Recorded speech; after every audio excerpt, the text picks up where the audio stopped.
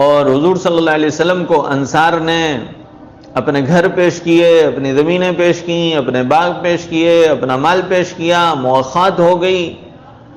اور ایسی ایسی مثالیں قائم ہو گئیں کہ زمین آسمان نے وہ مثالیں کبھی دیکھی نہیں تھیں،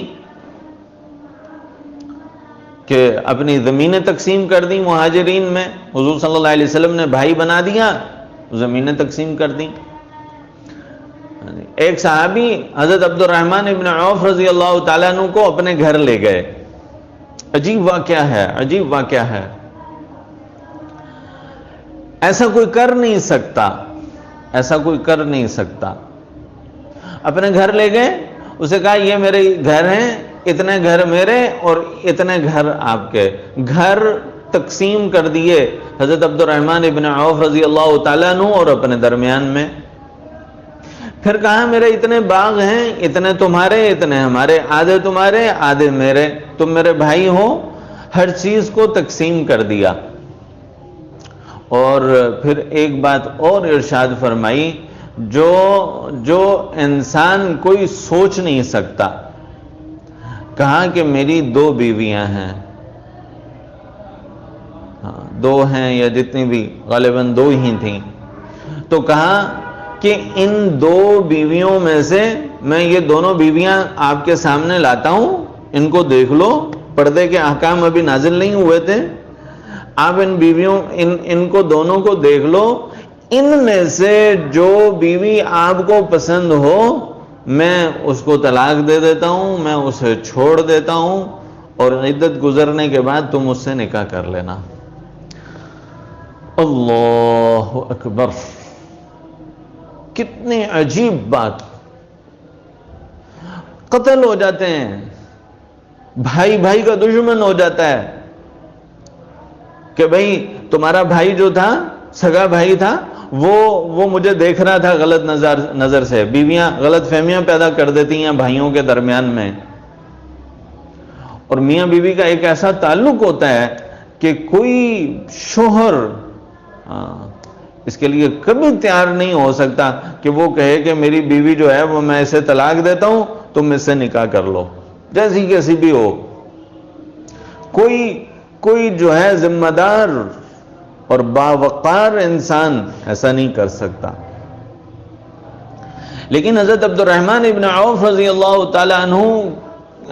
کے ساتھ جو ان کے انصاری صحابی بھائی بنے، انہوں نے ایک ایسی عجیب مثال قائم کر دی کہ بھائی یہ میری بیویوں میں سے میں طلاق دیتا ہوں، اگر آپ ان میں سے کسی کو پسند کرو تو جو ہے وہ تم مہاجر ہو کر آئے ہو اور تمہارے پاس کچھ نہیں ہے، گھر بار نہیں ہے، تو میری بیوی سے میں نکاح کرا دیتا ہوں تمہارا۔ اب ہمارے جیسا کوئی ہوتا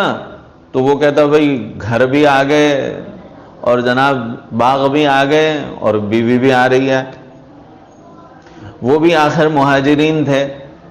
وہ بھی حضور صلی اللہ علیہ وسلم کے شاگرد اور تربیت یافتہ تھے، کوئی مذاق تو تھا نہیں۔ انہوں نے کہا بھائی آپ کو گھر آپ کے مبارک، آپ کو آپ کا باغ مبارک، آپ کو آپ کے بیوی بچے مبارک ہوں، مجھے تو بس بازار کا راستہ بتا دو، بازار کدھر ہے۔ بازار گئے اور ادھار پر کاروبار شروع کیا، کسی سے تھوڑی سی پنیر لی، تھوڑی سی کھجوریں لیں اور لے کر ان کو بیچا، ادھار لے کر بیچا، اس سے منافع کمایا، اور منافع کما کے جو ادھار تھا وہ واپس کیا۔ دوسرے دن پھر گئے، اور اللہ رب العزت حدیث میں آتا ہے کہ اللہ رب العزت نے تجارت میں برکت رکھی ہے۔ 10 حصے اگر رزق اتارے ہیں تو 9 حصے 90% رزق تجارت میں ہیں، اور 10 حصے رزق تمام شعبوں میں پھیلائے ہیں۔ 90% رزق تجارت میں ہے۔ تو حضرت عبد الرحمن ابن عوف رضی اللہ تعالیٰ عنہ جب مدینے میں آئے تھے تو یہ حال تھا، لیکن تجارت کرتے جب ان کا انتقال ہوا تو اتنا مال تقسیم کرنے کے باوجود ان کے گھر میں کہتے ہیں 2 ہفتے تک تقریباً ان کے گھر میں تقسیم ہوتی رہی، اور ان کے گھر میں لوہا سونا ایسے کاٹا جا رہا تھا جیسے گھر میں قربانی ہو تو گوشت کاٹا جاتا ہے۔ تقسیم کرنے کے لیے لوہا کاٹ کے تقسیم، سونا کاٹ کے تقسیم کر رہے تھے۔ تو انصار نے اسلام کی مدد کرنا شروع کی اور جناب اپنا سب کچھ پیش کر دیا۔ جب کچھ حالات اچھے ہو گئے، مہاجرین بھی اپنے پاؤں پر کھڑے ہو گئے اور اسلام کے حالات بھی اچھے ہو گئے اور اسلام ہر طرف پھیلنے لگ گیا، تو انصار نے حضور صلی اللہ علیہ وسلم کی خدمت میں آ کے گزارش کی کہ یا رسول اللہ صلی اللہ علیہ وسلم، ہماری کھیتیاں جو ہیں وہ ویسے نہیں زمین سے اگل رہی، گندم اور زمین سے چیزیں نہیں نکل رہی، ہمارے باغ ویسے پھل نہیں دے رہے جیسے دینا چاہیے، ہم اسلام کی خدمت میں لگے ہوئے ہیں، دین کی خدمت میں، دین کی محنت میں لگے ہوئے ہیں، تو تھوڑا سا اس میں کمی آ رہی ہے، یا رسول اللہ ہمیں کچھ اجازت دیں، تھوڑی دیر کے لیے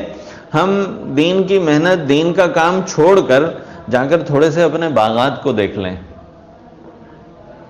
تو حضور صلی اللہ علیہ وسلم تو خاموش تھے، قرآن کی آیت نازل ہوئی وَلَا تُلْقُوا بِأَيْدِيكُمْ إِلَى التَّهْلُكَةِ وَأَحْسِنُوا، کہ تم لوگ دین کی محنت چھوڑ کر، دین کی خدمت چھوڑ کر، دین کا کام چھوڑ کر کاروبار کی طرف جانا چاہتے ہو،